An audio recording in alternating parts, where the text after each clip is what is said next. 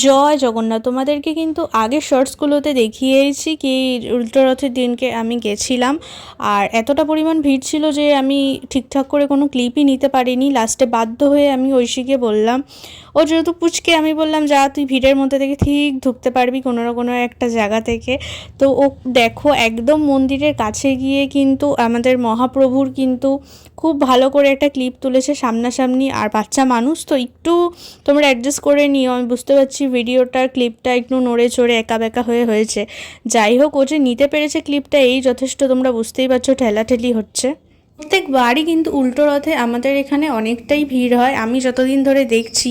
কিন্তু এই বছর বলতে গেলে সত্যিই রেকর্ড করা ভিড়, এত ভক্তগণ, আমাদের মহাপ্রভুর এত ভক্ত এসছে। আর সামনে দেখো, এটা আমাদের পাড়ারই একটা কাকিমা, দেখি আবার ঐশী ভিডিও করতে গেছে, তো সব বাচ্চাদের ওখানে যেসব প্রসাদ ছিল মহাপ্রভুর প্রসাদ দিয়েছে। তো এই হচ্ছে আমাদের পাড়ার এক কাকিমা, ও একদম ওনার মুখের সামনে গিয়ে দেখো ক্লিপিংটা করছে।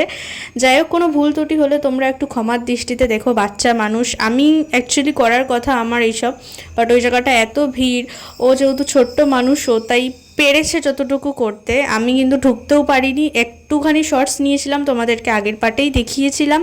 তাও কতটা মানে কি বলবো, মানে কতটা কষ্টের মধ্যে সবাই ওখানে চেষ্টা করছে মহাপ্রভুর একটুখানি যাতে ভিডিওটা নেওয়া যায়। তারপরে দেখো এখানে খেতে বসার লাইনে প্রায় 3টে ব্যাচ পরে কিন্তু আমরা খেতে বসতে পেরেছি। তাও অনেক ধাক্কা ধাক্কি ঠেলা ঠেলি, কী আর বলবো। তো সেদিন খাইছিল খিচুড়ি, আলুর দম, চাটনি, পায়েস আর একটা করে কিন্তু রসগোল্লা ছিল।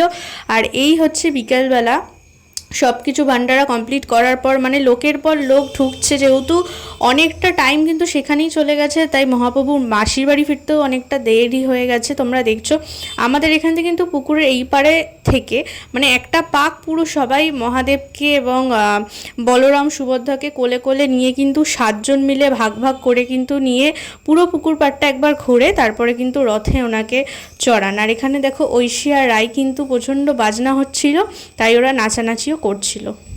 আবার কিন্তু একটা বছরের অপেক্ষায় রইল, আর একটা বছর ঠিক কেটেই যাবে জানি না, আবার চলে আসবে সেই রথ। আর এই হচ্ছে আমাদের মহাপ্রভুর রথ। তো তোমরা কারা কারা উল্টো রথে মেলায় গেছিল অবশ্যই কমেন্ট করো, আর বলতে একদম ভুলো না জয় জগন্নাথ।